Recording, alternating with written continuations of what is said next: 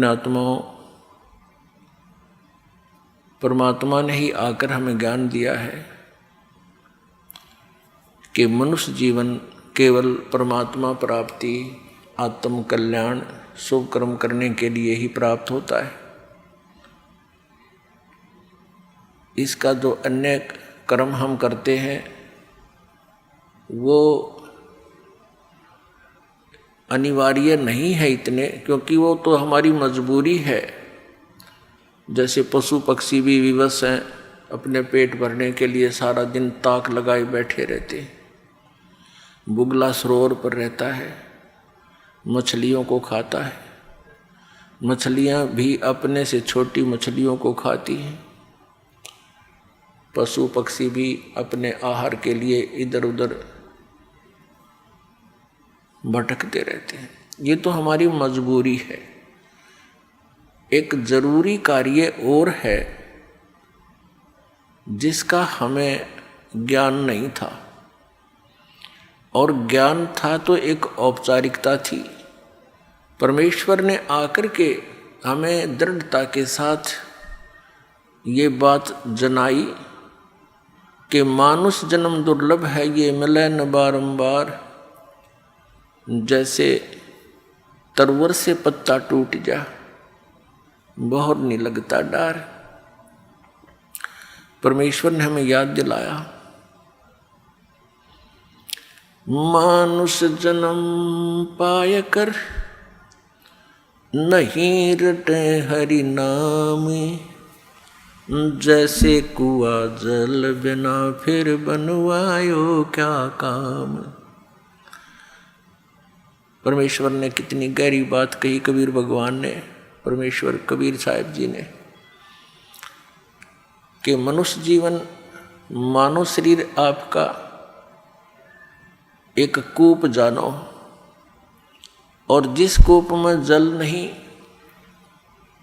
तो उसका नाम भले ही कुआं है, उसमें गुण कुएं के नहीं है। ठीक इसी प्रकार जो मनुष्य जीवन पाकर के परमात्मा की भक्ति नहीं करते, वो नाम मनुष्य अवश्य है लेकिन गुण मनुष्य वाले नहीं हैं। उस परमेश्वर ने आकर हमें याद दिलाया कि यदि कोई श्रद्धालु किसी से प्रेरित होकर के साधना भक्ति कर भी रहा है और वो शास्त्र विरुद्ध कर रहा है, मनमुखी आचरण कर रहा है, तो भी उसका जीवन यूजलेस, व्यर्थ है। पुण्यात्माओं, हमारा इस दास का जन्म पवित्र हिंदू धर्म में हुआ। हिंदू धर्म के अंदर प्रचलित जो हमारी भक्ति विधि साधनाएं थी, उन पर हम आरूढ़ थे। पूरी श्रद्धा और विश्वास के साथ उन्हीं साधनाओं को किया करते थे जो हमारे धर्मगुरु हमें बताते रहे हैं। और वो धर्मगुरु हमें ये भी कहते रहे कि हम तुम्हें जो ज्ञान दे रहे हैं ये सभी सदग्रंथों में प्रमाणित है, वहीं से हम आपको सुना रहे हैं। वो पहले संस्कृत का वाक्य बोलते हैं, फिर उसका अनुवाद करते हैं। तो हम सोचा करते थे, जान लिया था हमने, मान लिया था कि हमारे जो धर्म के धर्मगुरु हैं ये बड़े विद्वान और संस्कृत भाषा के प्रकांड ज्ञाता हैं। इन्होंने हमारे सदग्रंथों को बहुत अच्छी तरह समझा है, और ये जो हमें ज्ञान दे रहे हैं ये सही है, सदग्रंथों वाला ही है। और फिर इस परंपरा को चलते लगभग 2000 वर्ष से भी ऊपर हो गया। जो भी एक दूसरे से मिलते हैं उसी, हम एक समुदाय बन गया हमारा हिंदू। तो जो भी बोलता है वही बताता है कि ब्रह्मा विष्णु महेश ये अजरो अमर है। ब्रह्मा विष्णु महेश के कोई माता पिता नहीं है, स्वयंभू है। और मंदिर मूर्तियों की पूजा करना अनिवार्य है, सदग्रंथों में प्रमाण है। हम विद्यार्थी थे, हम तो एक डिवोटी थे, तो हमारे पूर्वजों को उन अज्ञानी धर्मगुरुओं पर अविश्वास नहीं हो पाया। अब जब परमात्मा ने हमारे ऊपर मेहर बख्शी कि तुम शिक्षित बनो, परमात्मा ने हमें शिक्षित बनाया। नहीं तो चौथा युग आ गया। ये शिक्षा आम समाज में नहीं थी, केवल एक ब्राह्मण वर्ग इस शिक्षा का अधिकारी था। केवल संस्कृत भाषा हमारे भारतवर्ष में थी। कुछ वर्षों उपरांत फिर ये अरबी भाषा, उर्दू भाषा भी प्रवेश कर गई समय आने पर। लेकिन पवित्र हिंदू धर्म के अंदर जो भाषा यानी विद्या मानी जाती थी, संस्कृत ही मानी जाती थी। तो संस्कृत के पढ़ने का केवल ब्राह्मण वर्ग को ही अधिकार था, अन्य नहीं पढ़ सकता था, ऐसा प्रतिबंध था पहले। तो जिस कारण से हमने ये सोचा कि इन्होंने बहुत अच्छी तरह सदग्रंथों को जाना है, जो इन्होंने ज्ञान दिया वो हमारे लिए मोक्षदायक है। अब हमारे ऊपर मेहर बख्शी परमात्मा ने, हम शिक्षित कर दिए और ये शिक्षा हमारे लिए हानिकारक भी है पूरे विश्व के लिए, और हमारे लिए एक विशेष परोपकार भी है इस शिक्षा का। ये वरदान भी बन गई अब हमारे लिए कि हम सदग्रंथों से परिचित होकर के भगवान को पहचान लेंगे स्वयं आँखों देखकर। ये शिक्षा हमारे ऊपर अभिशाप बन गई। अभिशाप क्यों बन गई? क्योंकि हमने परमाणु बम बना लिए। जरा सी कोई बात ऊक चूक होगी, एक परमाणु बम छोड़ दिया तो लाखों व्यक्तियों को समाप्त कर देगा। उस क्षेत्र में वर्षों तक कुछ भी नहीं होगा। ये शिक्षा की देन है। दूसरे हम चतुर बना दिए, इतने कौवे बना दिए हम, बहन भाई से दूर, भाई भाई का झगड़ा, और हम अफलातून बन गए। बनना था हमने दास। हमारे पूर्वज देखो कितने शांतिपूर्वक रहा करते थे। 2 रोटी भगवान देता, झोंपड़ियों में रहा करते थे, कच्चे पक्के मकान बना करके शांत रहते थे। दास को ने तो बहुत देखा है, क्योंकि 61वां वर्ष चल रहा है। उससे पहले के जितने भी बुजुर्ग देखे, कितना शांत स्वभाव होता था, निष्कपट होते थे, एक दूसरे की मदद के ऊपर तत्पर रहते थे।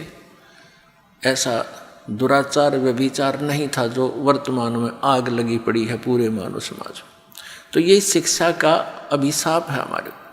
लेकिन ये अब वरदान बनेगी। परमात्मा ने इसका देना अनिवार्य समझा, इसलिए अब ये प्रदान की। नहीं तो पहले 4 युग हो गए, हम ऐसे अपना काम चल रहा था, ठीक है, टाइम पास ही तो करना था इस संसार में। परमात्मा देखो, गुरुजन होते हैं। गुरु का अर्थ यही होता है कि वो अपने सिलेबस को स्वयं जाने, फिर विद्यार्थियों को सरल करके समझावे। ये इन गुरुओं का काम होता है। तो हमारे धर्मगुरु ये नकली थे, ये अज्ञानी थे कलयुग के।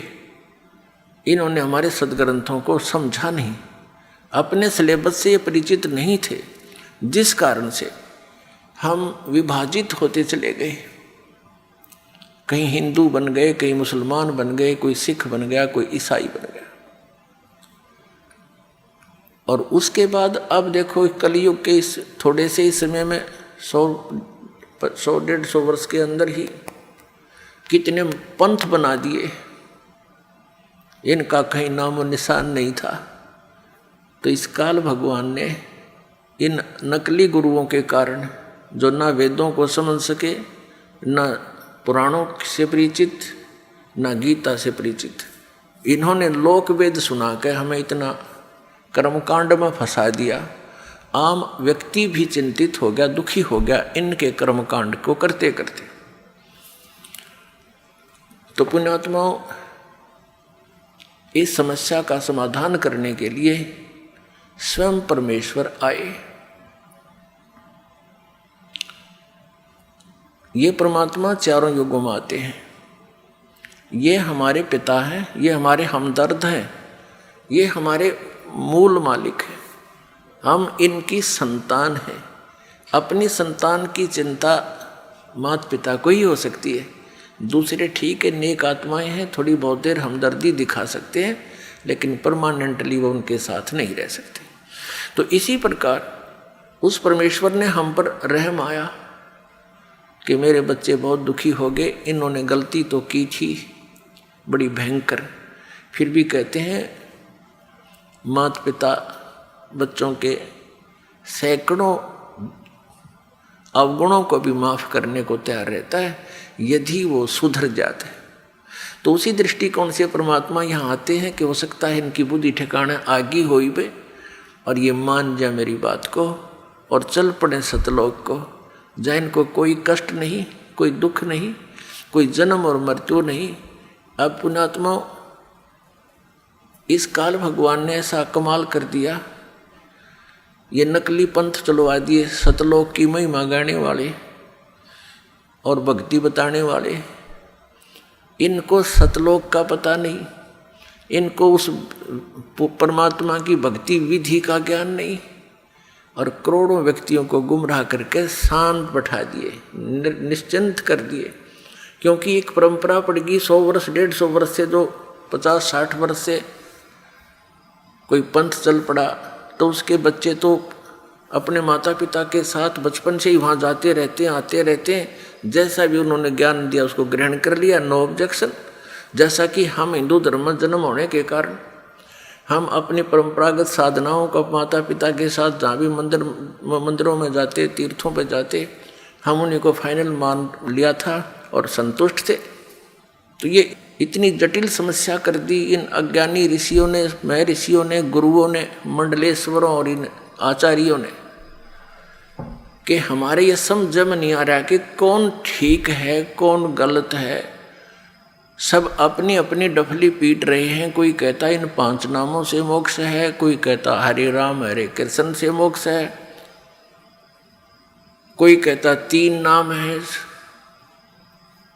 कोई 5 नाम बताता है, ओंकार रंकार ज्योति निरंजन ये सतनाम आदि, कोई अकाल मूर्त सब स्वरूपी राम सतपुरुष ये मंत्र दे रखे बच्चों के खिलौने। ये कई प्रमाण नहीं, किसी संत के इतिहास में नहीं जिन्होंने भगवान पाया हो, ना किसी ग्रंथ में, ना संत मते के इतिहास में संत मता परमेश्वर कबीर साहब से चला। और ये सब संत मानते हैं, पंथ मानते हैं कि कबीर साहब से पहले संत मता नहीं था। वो 600 वर्ष पहले से संत मता, और ये 100 वर्ष पहले से चला हुआ अपना मन मता, मनमुखी साधनाएं कर रहे हैं ये लोग। तो इन सब का निवारण करने के लिए परमात्मा को स्वयं ही आना पड़ता है। अभी जो जितने भी गुरु हैं, धर्मगुरु हैं, आचार्य हैं, शंकराचार्य हैं या कोई और मंडलेश्वर महंत है, ये परमात्मा के बच्चे बहुत अच्छे बच्चों में से हैं, यानी पुण्यात्माओं में से हैं। और ये धनी थे भक्ति के, और ये काल भगवान के फंस गए। इस काल भगवान ने इनको अपने कब्जे में ले लिया, इनको इतना मिसगाइड और प्रभु बना दिया, इतना इनको मिसगाइड कर दिया, भ्रमित कर दिया, अज्ञान बरवा दिया, और फिर इनका रिमोट अपने हाथ में रखता है। तो इन पुण्यात्माओं ने करोड़ों जीवों को अपने सदग्रंथों से हटकर लोकवेद सुना दिया। आप भी पाप के भागी बने, भगवान के बच्चों को मिसगाइड करने का इन्होंने भार सिर पर ले लिया। इनकी वो दुर्गति होगी, आगे चलकर देख लेना पुण्यात्मा। आप तो अभी नहीं समझ पाओगे इस अध्यात्म ज्ञान को, क्योंकि दास इस मार्ग का मास्टर है, अच्छी तरह इस सदग्रंथों को समझा है, परमात्मा ने ज्ञान दिया है, दिव्य दृष्टि यानी दास का ज्ञान योग खोला है। आगे चल के इन नकली गुरु मंडलेश्वरों, आचार्यों, शंकराचार्यों की वह दुर्गति होगी, इनको नरक में ठोका जाएगा। क्योंकि परमात्मा के विधान को त्याग कर अपना मता चलाना, ये संविधान तोड़कर चलने वाली बात है। तो संविधान का उल्लंघन करने वाला वो पाप का भागी और दंड का अधिकारी होता है।